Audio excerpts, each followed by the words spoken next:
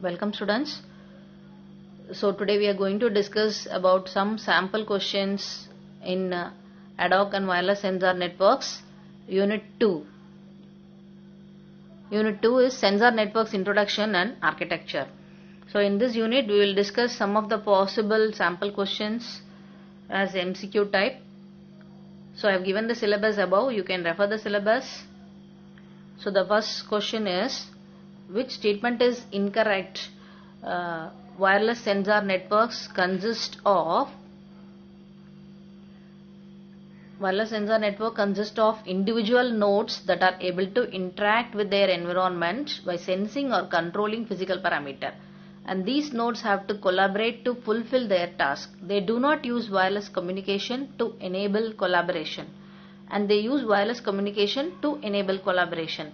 So about a wireless sensor network, we know very well they are not possible without any wireless communication. So that's why they are wireless. So wireless communication must be there. So in above the choices, you can see the choice C. So that is given wrongly. They do not use wireless communication. So that is the incorrect statement. So the answer is C. Choice C is the answer. And in disaster relief applications, it is one of the applications of wireless sensor networks. So in disaster relief applications, in wildfire detection, which statement is correct? So the first statement is, sensor nodes are equipped with thermometers and can determine their own location. Second is, these sensors are not deployed over a wildfire. Third is, they collaboratively do not produce a temperature map of the area.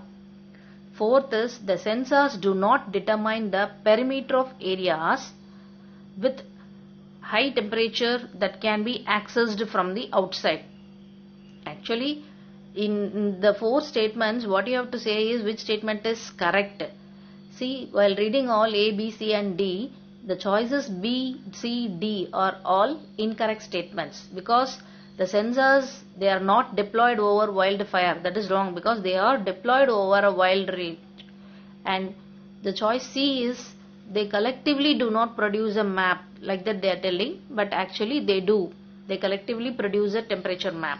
And the sensors, they do not determine the perimeter of areas. It is also incorrect, because they provide the perimeter of areas. And so the choice A, the A is, sensor nodes are equipped with thermometers and can determine their own location. So that is the correct statement they have given out of the four choices. So the choice A is the answer for this question. So like this kind of questions you can expect about applications. And the next one is, applications of WSN includes. So in wireless sensor networks, applications are medicine and healthcare, logistics, telematics, precision agriculture, all the above. Since I want to familiar these applications to you, I have given all the applications for your choice. So all the above are the application areas of WSN. And the basic sensor node comprises 5 main components, which is incorrect. So you know very well the 5 main components of basic sensor node. So they are the controller, memory, sensors and actuators, communication device and power supply. So they have given one part in a wrong way, that is the choice A, conveyor. Instead of controller, they have given conveyor. So that is the wrong answer. So that is not a part of a sensor node. And next, the actual interface to the physical world, device that can observe or control physical parameter of the environment. Which is the device? The memory, the sensor and actuators, communication, power supply. So we know very well the device that is in contact with the physical world is sensors and actuators, where the sensors sense the parameters, the actuators are doing the operation, what the necessary action to be done. Okay, so the answer for this question is sensors and actuators. And the next question is, sixth one, the device for sending and receiving information over a wireless channel. What is the device? Sending and receiving. So that means definitely it is a communication device. So choice A is Not possible. Sensors and actuator, they are not the answers. Power supply, they are not the answers. So the the device they are discussing is about communication. Okay. So choice C is the correct answer. And seventh question is, the dash is the core of wireless sensor node. Which is the core of wireless sensor node? Yes, it is the controller, because that is the brain of the sensor node. So the controller is the core of a wireless sensor node.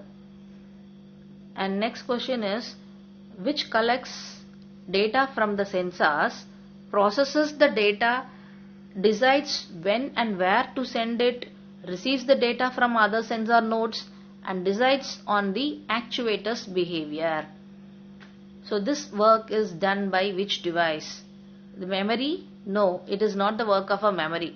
The controller, the communication device, the power supply.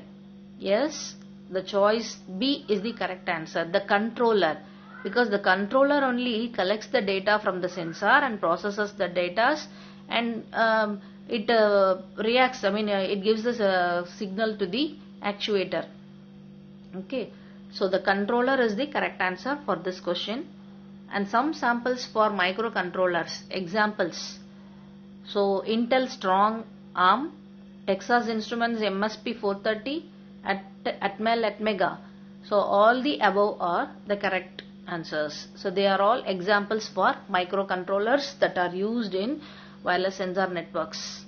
Okay, so to make you familiar these processors, I have given all the choices. You can read this question, because they may ask a twisted question also sometimes. So these three processors are example for microcontroller. And the next question is the random access memory, RAM, which is incorrect. About the RAM, which is incorrect statement.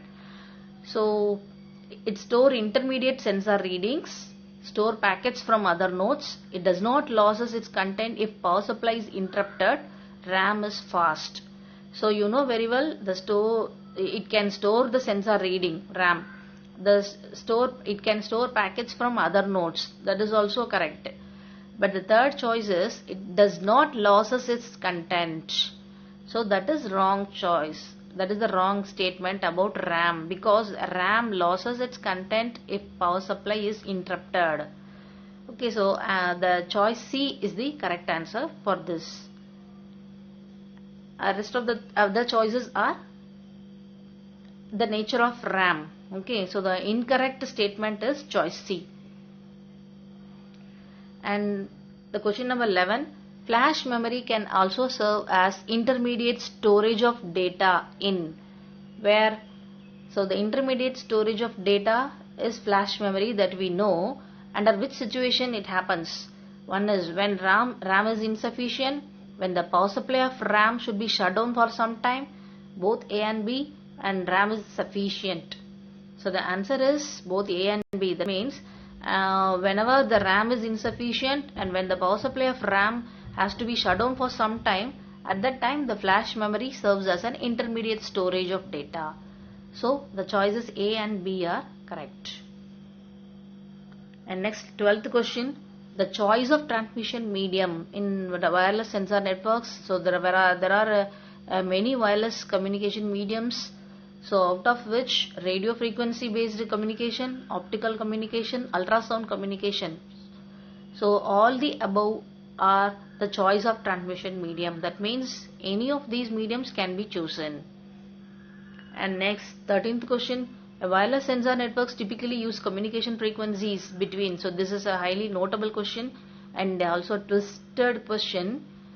First thing, the answer is it is about 433 megahertz and 2.4 gigahertz. That is the correct answer. Choice A is the correct answer.